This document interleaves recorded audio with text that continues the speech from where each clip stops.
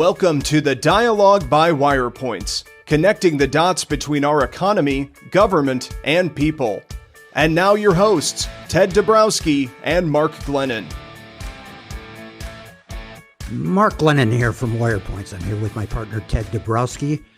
Lots of things happening that affect government in small ways and large ways that we're going to talk about. Most importantly, schools. Schools are, I hope, the most important thing to most of us, and how our children are being affected by this. Chicago's making national headlines over our friends at the Chicago Teachers Union. We'll get to them. But first, let's talk a little bit about the general impact that schools are facing today from the latest surge. I was going to say from Omicron, but we're not really sure if it's Omicron or if it's Delta. There's some difference of opinion on that. But in any case, there is a surge. People are more concerned, and schools are responding to it. Ted, you've looked at this. Tell us generally what we're seeing across the state and how schools are responding. Yeah, and I was looking also across the country. What's fascinating is that we're almost back to 2020 when it was all cases. You remember that, Mark? Yep. You were one of the first voices to say, let's stop talking about cases. Let's talk about hospitalizations and deaths. And here we go again, right? This Omicron is just blowing through the roof, and we're getting cases that we haven't seen since the beginning of the crisis. And it's got everybody scared. It's got teachers scared. It's got parents scared. It's got a lot of people scared. And so what you're seeing, not just in Illinois, but across the country, whether it's Atlanta or Milwaukee, people are, teachers are calling in sick, or they're calling in concerned, or they're calling in saying they're having to take care of somebody. And what we're seeing is, for the first time in some time, we're seeing remote learning come back. I mean, it's hard to believe that we would ever go back to remote learning, given everything we know about what a failure that was. But we're seeing some remote learning happen. We're seeing warnings of closings. We're seeing, large chunks of teachers not show up for school. And you mentioned we've got CPS, and, the teachers didn't show up yesterday. Was it yesterday or today? I'm getting my days lost. Yesterday, and they didn't show up today. So we've got a big mess on our hands again, and it's waking up those mama bears and those parents who are just fed up with what's going on. Yeah, and Ted, this is all left to the discretion of the local school districts in Illinois. As I understand it, unless I've missed something, there's really no firm directive coming from the state or guidance about what to do here. So, in fact, you were just on a call, I think, with one school district, New Trier, and they've pretty much got discretion to do what they want. Is that accurate, or are they indicating any kind of pressure from the state of any kind to do one thing or another? No, you're right. There is no state mandate right now. So, everybody's trying to do what they can. And you've got some districts, like, there's a district, I can't remember which name it was downstate, but they were 40% or something like that of their staff was sick or missing. And so they had no choice, but I think in their case to close now. You can kind of wonder what the heck was going on down there, but assuming all that's true, it's you can see why they closed. I did just talk to the superintendent of New Trier, Paul Sally, and kudos to New Trier because they've had a lot of pressure. Things aren't horrible in our area, but they certainly are case wise, they're certainly higher than the past. But he talked to me, and they said they're doing everything they can to stay open. Haven't considered closing, really, I don't think. And they're having to make some adjustments. Not everything that's like we may not jump up and down about it as parents in terms of what some of the mitigations they're trying, but they are staying open. But it is a case by case basis. The other day, a school, District 113, I think that's Highland Park, on a moment's notice, on the night before Monday, they announced that the next day they would be closed. So it's a little bit of chaos for parents, and that's why they're concerned. And in some cases, it is a staffing issue that overrides any kind of policy decision or assessment of what the risk is. You're stuck with the staff's assessment of what the risk is. And as we know, you just have wildly divergent perceptions of this pandemic from different people, probably depending largely on what they read. But some people are scared to death and some are not. And if a lot of people don't show up to teach or to clean the floors and everything else, that's part of the problem. Yeah. Yeah, and part of it is, like you said, it is perception, and probably you got, a little bit more relaxed status down, down south, southern Illinois, for example, where they have more room. They're a little bit more relaxed about things. Where in the Chicago area, and particularly in Chicago public schools, where it's more crowded, then there's a different thinking about the whole thing. All right, let's turn to Chicago, Ted. It is really getting national headlines. This is a big story because you used the word militant, and I saw somebody jump on you for using that word to describe the Chicago Teachers Union. It is exactly the right word to describe the Chicago Teachers Union. It, along with some of their counterparts in other big cities, is radical in many ways. There's no question about it. They are, to a large extent, borderline revolutionaries. Not borderline, they are revolutionaries, and they're pretty open about that. Touch on that for a second, Mark, because you wrote about the group that went to Venezuela. Yeah, that's for our friends. They claim it wasn't an official delegation, but a group of teachers went down on a solidarity mission to visit Hugo Chavez's Venezuela, communist country. All hunky-dory, hugs, kisses, writing. They blogged about it openly, saying what a wonderful, socialist paradise it is down there. And again, they just don't hide it. And one of the people on that trip was one who famously had her picture taken during the Chicago school shutdown, sitting next to a pool in Puerto Rico. They kind of thumb their nose at what people think because they know they've got such political stroke in Chicago and around the country. And, this has spilled over into the White House. Just yesterday, we saw reporters press Jen Psaki, President Biden's spokesperson, on whether he's going to stand up to specifically the Chicago Teachers Union. And Biden has given some very firm general comments saying he's committed to keeping the schools open. The CTU, of course, is the biggest and most prominent obstacle to that. But she ducked the question. Even with this, and there's, as you say, an uproar around the country, furious about this. That's how afraid they are of the unions, and that's how entrenched the union is in power across the country, and not the entire country, but certainly in places like Los Angeles and Chicago and some of the other big cities. And it goes from the national union on down to the Chicago Teachers Union, and they're so far not backing down. They've established as part of their persona that they're tough, and they say that often in their own articles. Now, most recently, Mayor Lightfoot did come out with some very tough language. She said, "This is it. I'm not going to put up with this anymore." No specifics yet. She said she might sue them. Ted, we have a ready answer for this. It's been laying on the table for a long time. Tell us what it is, Ted. Are you talking about school choice? School or choice? School yeah, choice, absolutely.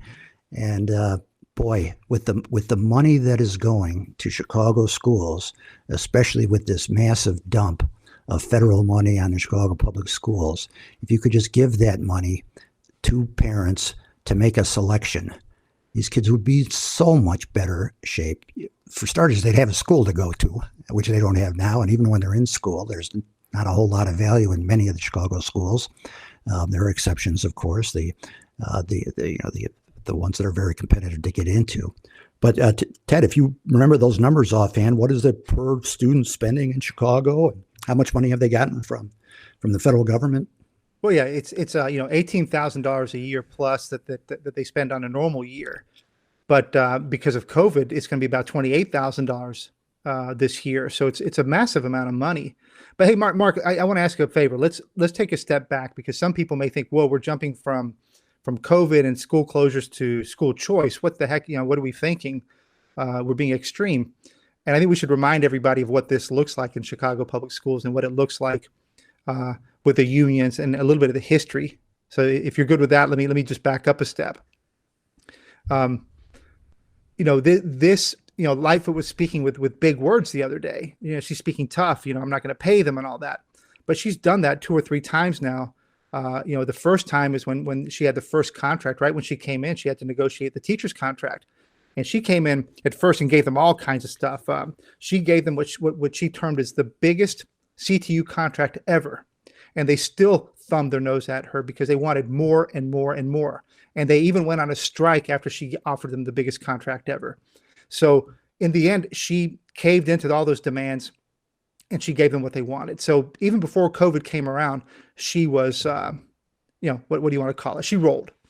And then, the same thing happened with COVID when it started. She tried to put her foot down. She screamed and said she's going to take them on. And in the end, they got their way. This union, the Chicago Teachers Union, has gotten their way for decades. I'm looking at the list of strikes that they've had in the last few decades. Let me give you some years. 1969 was a strike. 1971, 1973, 1975, 1980, 1983, 1984, 1985, 1987, and then we have a big skip. We go to 2012, 2016, 2019, 2021 was a walkout, and 2022 again, they're walking out. We'd call it a strike. They're walking out. This is what they do, and they do. Been enabled. They were enabled by Daley. They were enabled by Rahm Emanuel, and they know that they have all the power. And what they do is they strike. They're nasty, and they leave kids at home. They leave parents trapped, and they always get their way. So this is why we bring up school choice. This is unfair to ordinary people who pay taxes and just want their kids to learn. Yeah, Ted, thank you for going back to this subject and the word you used in your column about this is appeasement. This is the consequence of appeasement over many years, giving them things that they shouldn't have gotten.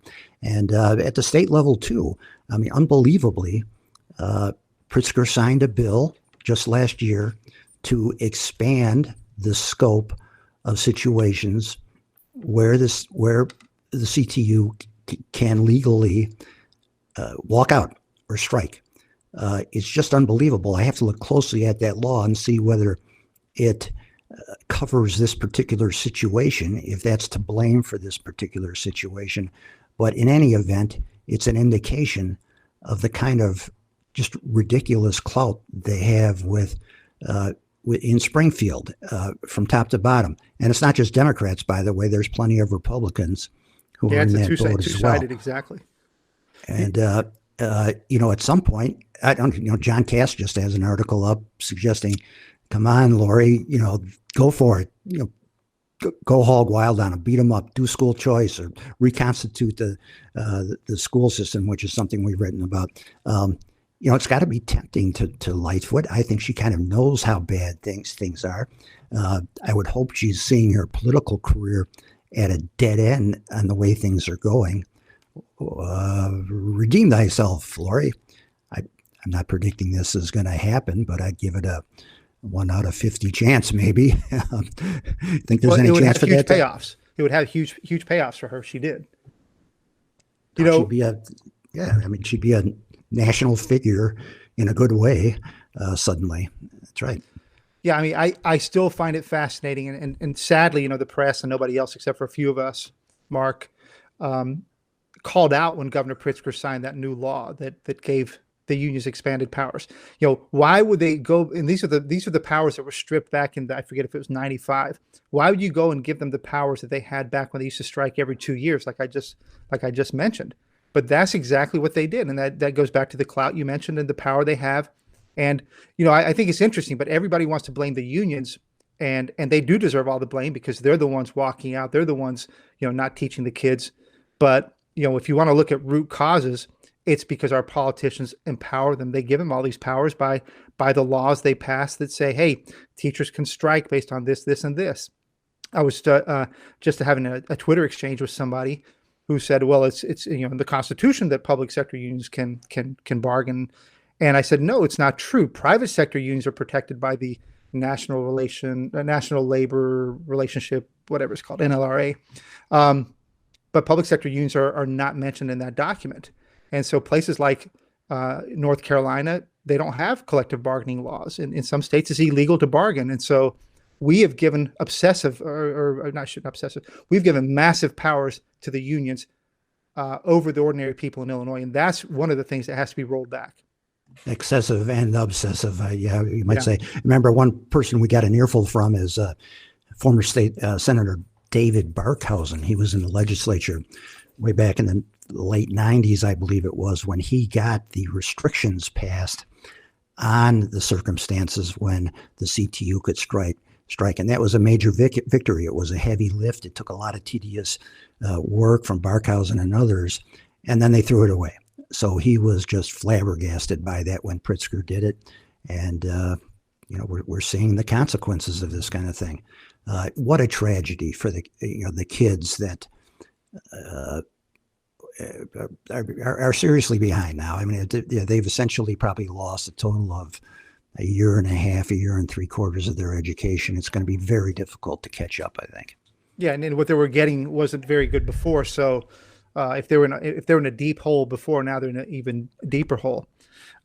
Mark, I wanted to touch base on the school choice thing because, as you said, that's the solution. And the Wall Street Journal, I think, wrote a really good piece that highlighted the difference between how a Chicago reacts to problems and how an Arizona does. And Governor Ducey there did exactly what Lightfoot should do. Ducey said, look, for those schools that want to shut down, we're going to give the kids who are shut out of the schools a $7,000, call it a voucher, if you will, so they can go attend school elsewhere. And wow, I mean, that's what we want to hear. And that's again what you said. If Lightfoot were to do something like that, where she said, look, unions, you want to stay shut, fine, I'm giving the kids money and they can go elsewhere. That would send a signal to everybody that there's a big change coming. Yeah. It certainly would be a great political play. Yeah, I wonder though if those in power are underestimating how furious people are about this, and I'm prompted to say that by the general tone of how they're dealing with COVID. I have an article up recently on this. So the article that I wrote addressed Pritzker's comments when he was asked by Craig Dellimore, what makes you think you're having any effect? We've got these protesters downstairs. They're representative of a broader crowd that is very upset about mandates, the vaccine, masking requirements, and a range of different things that comprise your policy. And Pritzker very smugly brushed it off, laughed at it, and then said, "They're not our audience. We don't care what they think or what they do." He's probably assuming that this is just a bunch of, I don't know, crazy yokels that are homicidal and prepared to kill people by exposing them to the virus and stuff.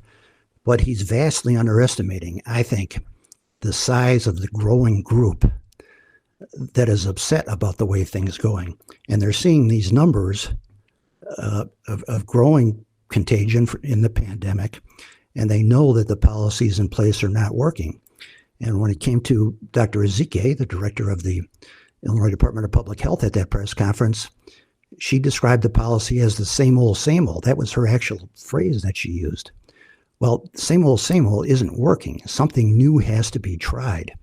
And we went through and ticked off a list in that article of mine of things that we've been talking about for a long time that ought to be done, adjustments to policy that ought to be made.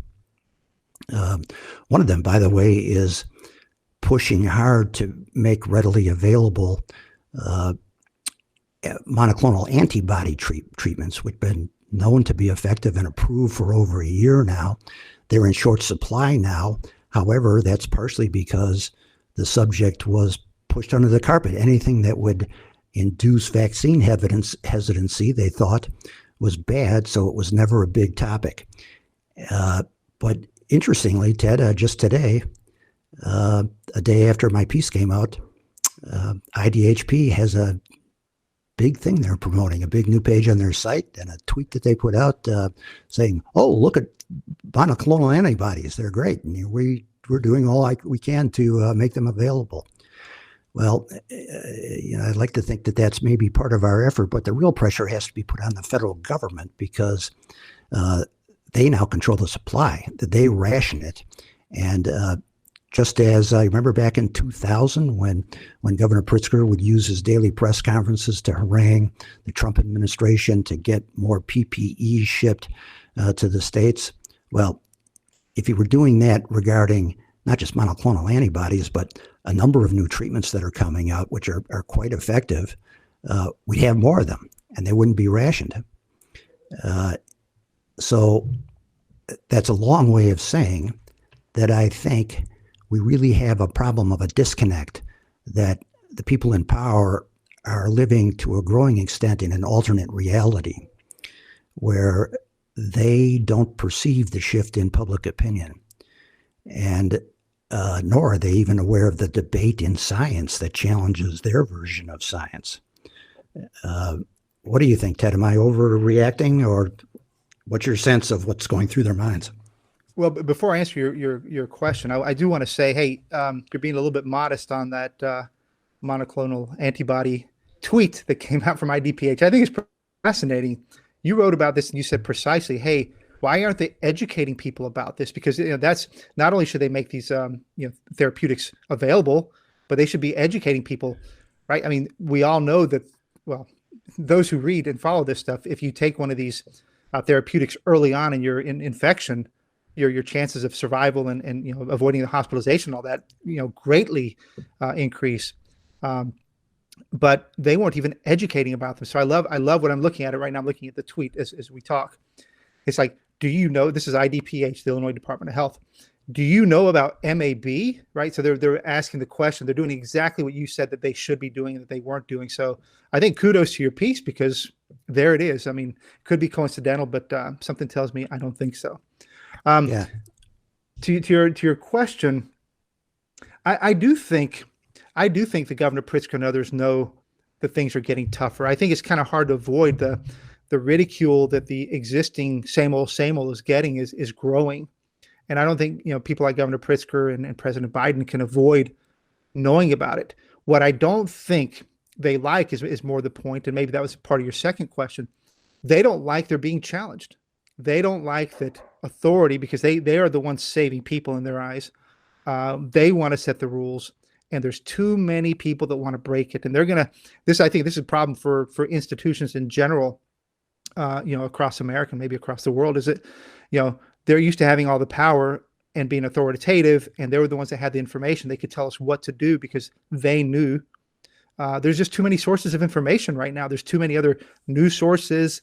Data is, it's atomized on the internet, and so they can't control people like they wanted to. And doubters are out there, and the reason people are doubting is because the data shows them they should have doubt, and so they're struggling to hang on.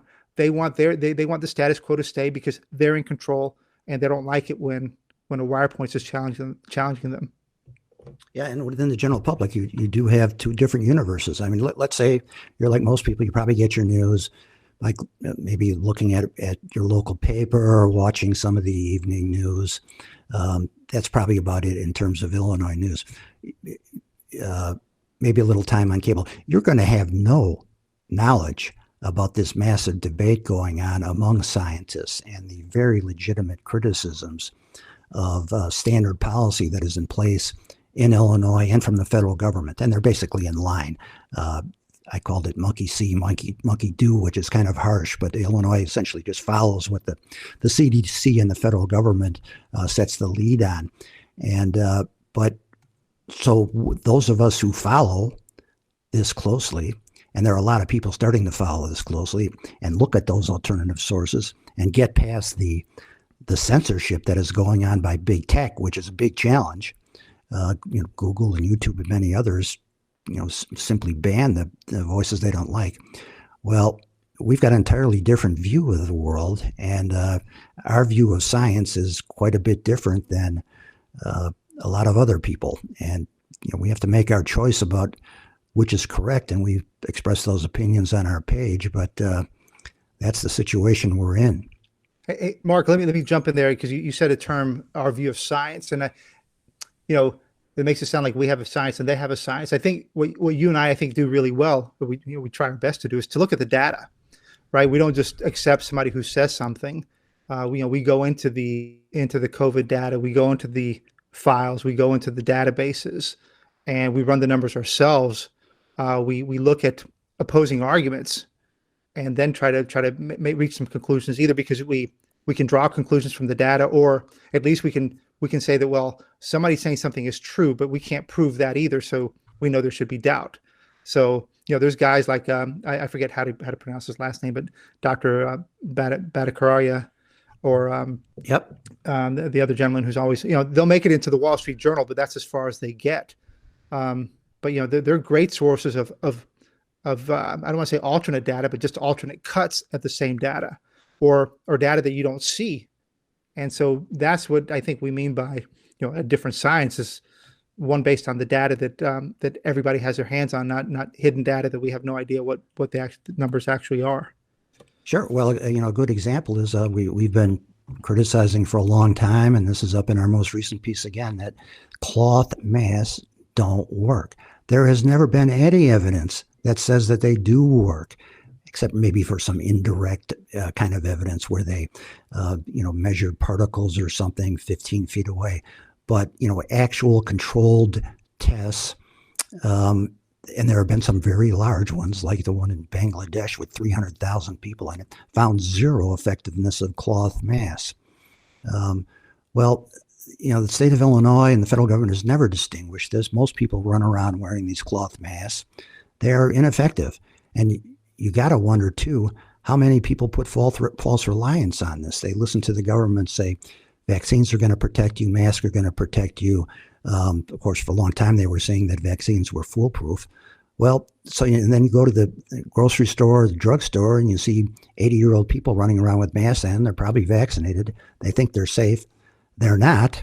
And they're also potentially spreading the virus, because, as we've also learned, people who are vaccinated spread the virus perhaps just as much as those who are vaccinated. Who are not vaccinated. They're not vaccinated. And that's a key fact that a lot of the public hasn't caught up to the science on that. There's now very overwhelming evidence that that's the case.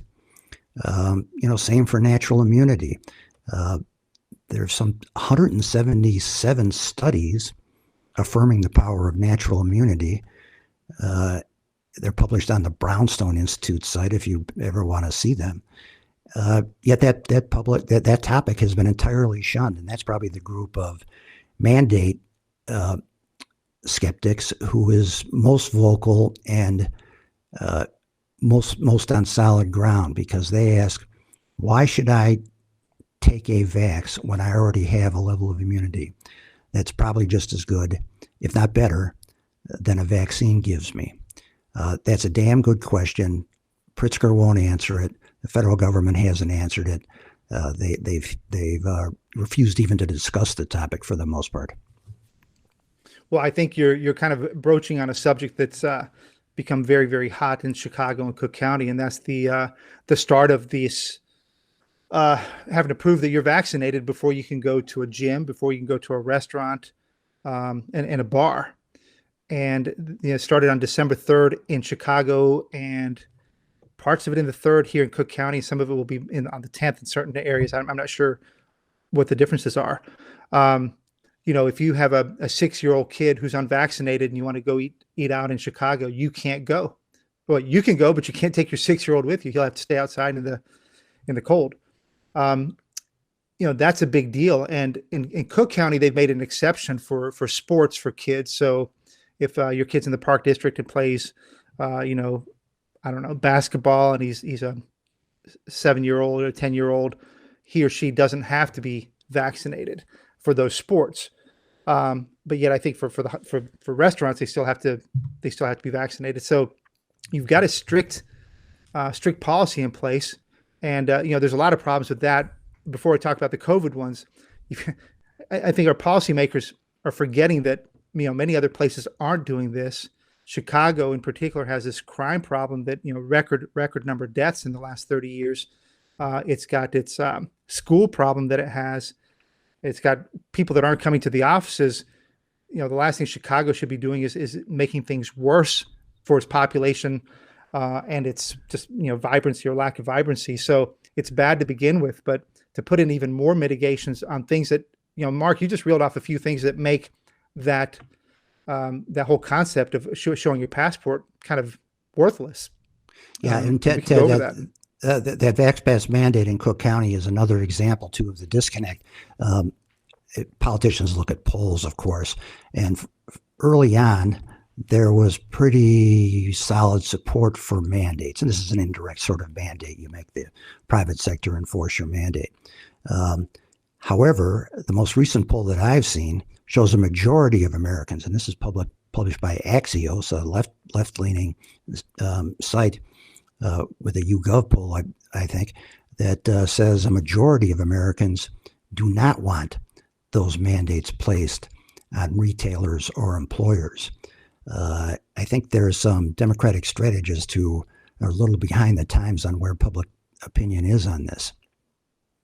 And Ted, before we leave those topics of the things we had suggested, the remedies and therapeutics, that topic that has been ignored, here's where the rubber meets the road, really. The problem is you get sick, maybe you get a positive test, you're sick. What do? Well, some people just go straight to the hospital, which is a mistake. That's part of the reason they're overburdened. What you should do is call your doctor and tell them your situation. If you're young and healthy and your symptoms are mild, they might reasonably tell you to just take it easy, stay home, and stay in contact. But I am hearing from a lot of people, and one of them we know well, Ted, Illinois Entrepreneur is the name he goes under on our site. I talked to him at some length about this, but there are a number of others, and I've gotten this from doctors too, where they call their doctor, and the doctor says, even though they're at risk, even though they're older, and even though they have a serious case, the doctor offers no list of therapeutics, even over-the-counter things that might be helpful, like zinc and vitamin D, not to mention some of the more controversial ones like, remdesivir or hydrochloroquine or whatever. They ought to have a list of things that are appropriate for everybody, and with increasing seriousness, so that if it's somebody who's at risk because they have a comorbidity or they're older, they should go fast to get those therapeutics, particularly the monoclonal antibody treatments. Doctors are not doing that. Many of them aren't. And that was the case for this individual Illinois entrepreneur. I've heard of quite a few other examples. That's crazy. And he goes to a reputable doctor at a reputable institution. The alternative is, I asked my doctor when I was in for my physical back in November, I said, what should I do if I do get sick? I am vaxxed. And I said, what should I do if I do get sick nevertheless? I said, I understand that, going to the hospital is a mistake. And he said exactly what I thought was the case. He said, call me and I'll get you Regeneron. That was one of the monoclonal antibody treatments. I was very pleased to hear him give me sound advice, but a lot of doctors are not giving that sound advice. Yeah, I mean, that's what makes Ron DeSantis in Florida so refreshing. He was the one that had the battle with Biden when, I think Florida had, in some way, they were being very fast to offer Regeneron. They created all these Regeneron centers across the state. The minute I heard about that, I saw the map on their health website. They made it very clear. They have limited restrictions on who can get it. In Illinois, we have lots of restrictions about when you can get like a Regeneron. There, it's very easy. You drive up. If you have symptoms, boom, you pop down. You pop there. You get your 3-hour infusion, and that's something that he did extremely well. And then, Mark, that's effectively what you wrote the other day, is that Illinois should be doing the same. Make sure that people are aware that if they can get their hands on it, yes, supply might be limited, but if they can get their hands on any of these therapeutics or medicines that are helpful, they should as soon as possible. And we should, people should be educated about it, not just have it available, but they need to be educated.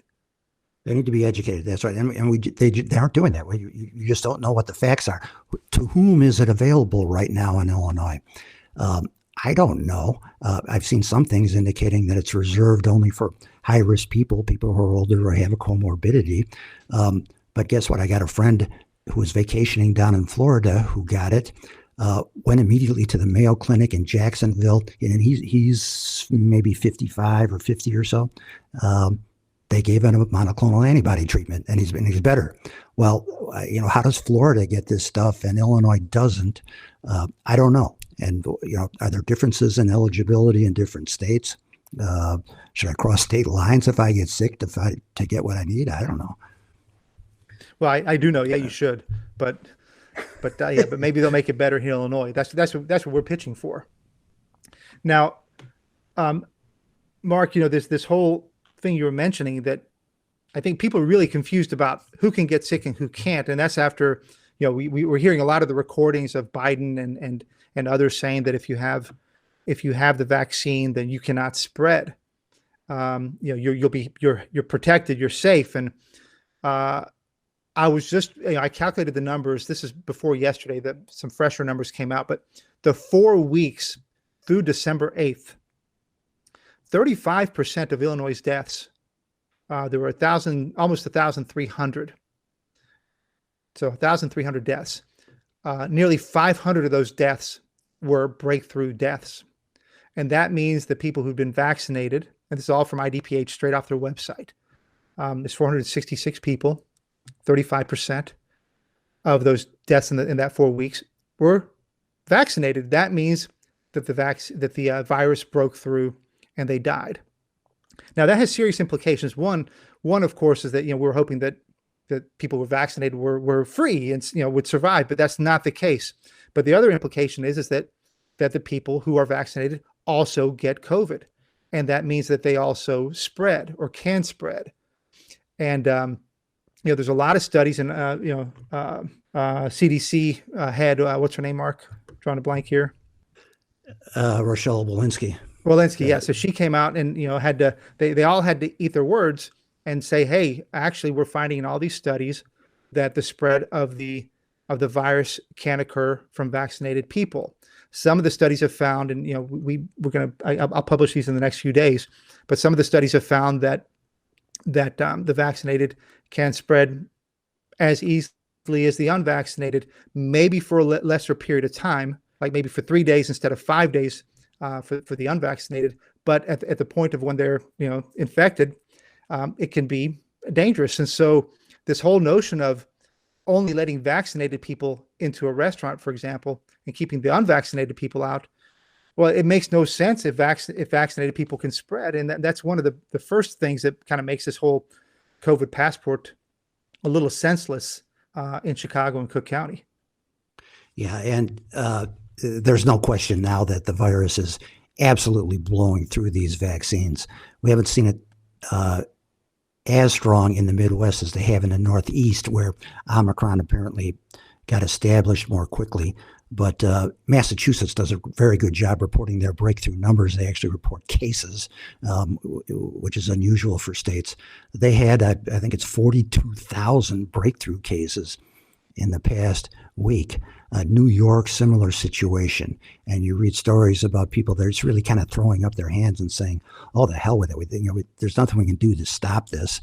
I saw an interview with a woman on a playground with her kids and said, I just can't take this anymore. We got to get on with our lives. And there's no way to stop it anyway.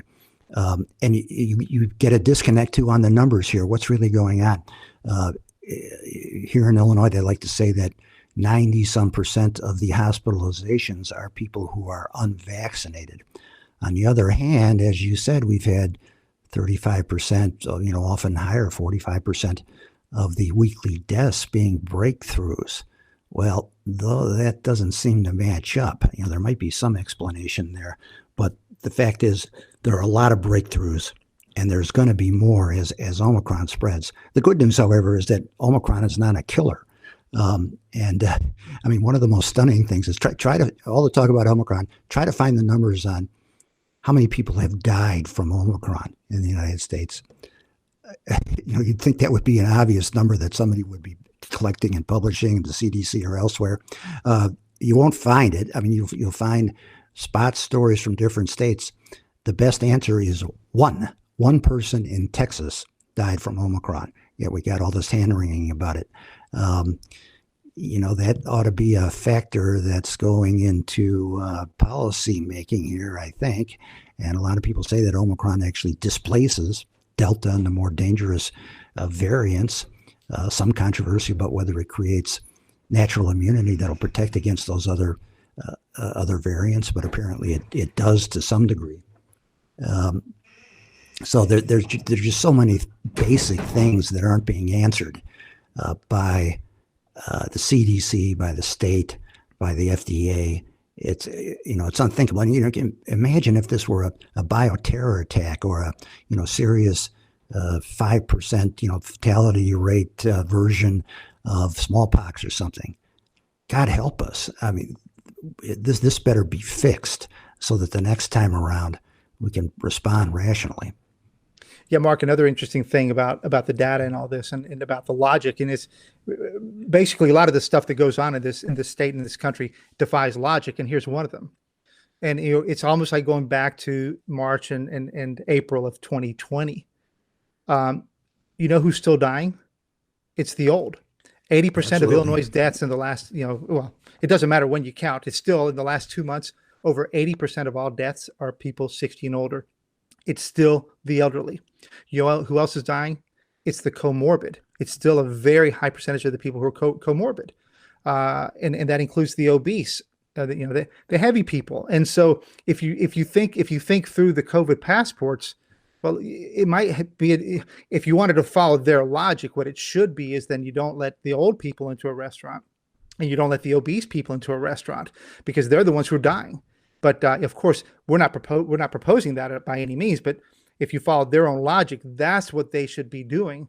And again, they're requiring 7-year-olds to be vaccinated before they come into a restaurant. That makes no sense. They're not at risk at all, and that's something we know, hands down from all the data. So again, this is why people are getting fed up, because the logic, nothing makes sense anymore. And the more they push it, the dumber the government looks. And it has to keep playing out until we get to the final stage. We're just waiting for it.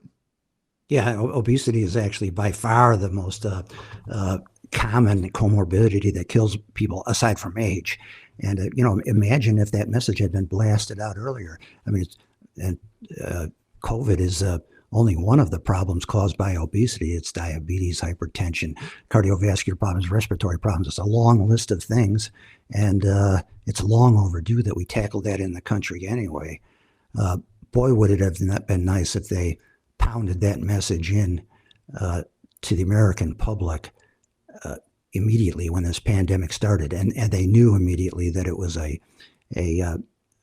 largely an obesity issue. But they didn't do that. We would have been so much better off if they had done that. Yeah, I was going through the research the other day, just reading all the different reports about obesity and COVID, and it's fascinating the way that the risk profile jumps as your body mass index rises. It's pretty frightening, and of course we know that for comorbidities as well, other things like hypertension and others. We could have saved so many lives had we thought about this differently, and instead we've had a one size fits all. We focused on the wrong people. We keep focusing on universities and all that. And it's just been I hate to say it, just a disaster, bad policy. And it's really brought down the trust of government in people's eyes. Well, targeted focus was the primary theme of that one very large group of dissenting scientists from the start, the people that authored what's called the Barrington Declaration. They're sticking to their guns. They've been validated, I think. It's very top-notch scientists. It is Jay Bhattacharya, who you mentioned, Kuldor from Harvard,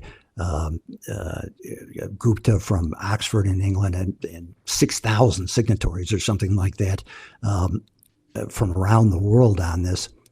But it was absolutely ridiculed by government officials and by many other so-called scientists who don't want to hear any debate to the, over the orthodoxy of what they believe, and it's just a tragedy.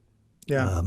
Well, so I think this whole thing, just to put a final note on this COVID passport, it's arbitrary. You got arbitrary borders again. You got some businesses that you close that you keep from having customers, others who can be wide open. You've got, I play tennis. If you go to a gym, where there's 30 people packed in a room running, okay, that's one kind of density. And then they don't allow, or you have to have the passport to play tennis where you're however many feet that is, 60, 90 feet away from the other person on the court. It just, again, doesn't make sense. And what's really, I think, bastardizing this whole process is that none of this is based on law. None of this is based on an argument by legislators on both sides of the aisle with a good public debate, accountability that we can vote on our legislators based on how they argue these things and vote on these things. None of that is done that way. It's all based on these mandates. I don't know. I don't know if they're unconstitutional. I don't know if they're illegal. It's hard to define all this, but it's certainly not done in the democratic way we would want it to be done. And we're stuffed with these decisions and just shut up and put up. Well, one final topic we'll cover that's really coming into vogue. Ted, you and I haven't discussed this previously, but it's going under the label of mass formation. It's been popularized most recently by Joe Rogan's interview of Dr. Malone, thank you, who is one of the most prominent dissenters. And I'm not saying we endorse all he has said. I haven't watched the full 3-hour interview, and I haven't read all his stuff, but he has gotten more attention probably than anybody on the subject of COVID policy and on challenges to orthodoxy. Rogan has been getting far more page views and visits and viewership than even the most popular channels on cable television or newspapers and such. But anyway, the subject of mass formation, it's kind of curious how it came about. I first heard about it several months ago because I was just struck by there's a Belgian statistician and politician. He's not really a medical expert, but Ted, he had exactly the same reaction that you and I did when the pandemic first came up. He was looking at the numbers and hearing the policy and said, wait a minute, some of this stuff is just not right. It doesn't make any sense. He didn't have any background in assessing the medical information, but he took it upon himself to learn it, as we did. And it took some time to figure this out and look at all the studies and everything. And sure enough, once you dig into it, you find all of these things that either don't make any sense or have no answers or aren't being researched properly. Anyway, he's drew on his humanities background to talk about this concept of mass formation, which is a hypnotic-like result where people can be drawn into believing in a particular orthodoxy. And it's his view and Malone's view and many others that's a something that's happening here. And there's a Trinity University professor who I quoted at the end of my most recent article that wrote a very articulate article to the same effect. And he basically said that much of the world has been bought into what he described as one of the greatest deceptions in mankind, where they've substituted their own personal judgment about their own bodies to government produced orthodoxy about medical health. He says he believes it's very dangerous. I too believe it's very dangerous that we're looking at something broader, and there's a psychological component to the huge division in America, not just on COVID, but on many things. And a lot of people can argue that the other side, the right of center, is crazy in their own way. Go ahead and make that case. I don't care. My only point is that there is a psychological element to the divisiveness we're seeing in America. And I think you're going to see that discussed a lot more, often under the title of mass formation. Yeah. What's interesting about all this is that I think there's some parallels of other times in history, but nothing compares with this one because of tech. And you mentioned the big tech platforms. You mentioned the fact that, if you look around, people are sitting with their phones in their hands all the time. And so the question is, what are people getting access to? What are people reading? How lazy, and I don't mean it in a negative sense, but how lazy have people become to actually go do the work that maybe one would have done, or maybe one would have thought about who their thought leaders were and listen to them. But now we have these damn phones in our hand, and they're so powerful. Depends on what you look at. I used to look at a decent amount, and I used to just scroll through it. And I'm not sure what it was making me read, not making me read, but what I was reading, it was just going in sequential order. So whatever was showing up is what I was reading. That's very different from, going and looking for things and looking at different sources and looking for different opinions. So, again, part of this is maybe the whole tech thing. Maybe it's the big tech platforms controlling us. Maybe it's partially we become lazy because it's all at our fingertips and we let it feed us instead of us going to find it. It's hard to say, but it's well, I'm not going to say more because I think I need to read more. I don't think it's hard to say. I don't think it's hard to say, Ted. I'm going to write a lot more about this over the coming year. It is largely the big tech platforms. They censor this stuff. If you try to find Rogan's interview of Malone or many of the other topics from very widely accepted people, you will not find them on a search on Google. YouTube doesn't carry the interviews. Gone. Much the same for Facebook. And get this, Google was censoring searches for the Great Barrington Declaration. Again, this is a huge group of very prominent scientists from top universities around the world who put up a different approach to COVID early on. They called it targeted intervention, censored by Google. So if you haven't heard of it, that's part of the reason, because and the government supported this. And there's been many stories too about how Fauci and other people in the federal government immediately upon hearing this launched a smear campaign, and they've got the emails to prove it, where they put together this organized effort to discredit these scientists. And Dr. Gupta, one of the from Oxford, one of the most prominent epidemiologists in the world, she heads the theoretical epidemiology department in Oxford, was personally attacked. I mean, in a vicious manner. And she's written about this and described exactly what happened to her. So this is a big problem, and it's not going away. It's going to probably get worse as election time comes, and it affects COVID and everything else in Illinois and everywhere else. Yeah, Mark, you're absolutely right. I'm not hesitant on the big tech. I'm hesitant on the psychology side of things, and not because I'm hesitant about it. I just want to think about it more. I spent 9 years in Poland before coming back to Illinois, and it only been a few years since the wall had come down in Berlin, and the thinking there was still, everybody was so cautious, right? Because the machine there had manipulated people for so long. And so, they were able to do it without big tech. Maybe it was more sophisticated there. And of course, they used much more power to do it.